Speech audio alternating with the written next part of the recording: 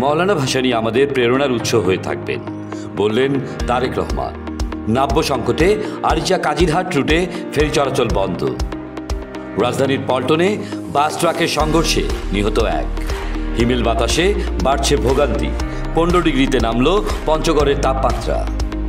ইসরায়েলের প্রধানমন্ত্রী বেনিয়ামিন নেতানিয়াহুর বাসভবনে আবারও বোমা হামলা। গুম থেকে ফিরলেন শিবিরের 3 নেতা, অভিযোগ দাখিল হচ্ছে ট্রাইব্যুনালে। বেসরকারি টেলিভিশন দেশ টিভির ব্যবস্থাপনা পরিচালক আরিফ হাসানকে গ্রেফতার করেছে পুলিশ। ইসরায়েলি বর্বর হামলায় প্রাণ গেল আরও 43 ফিলিস্তিনির। 7 গোলের বড় জয়ে নেশনস লিগের শেষ 8-এ জার্মানি।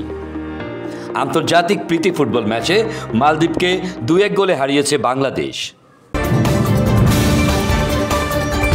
দৈনিক 52, স্বাধীনতার পক্ষের দৈনিক।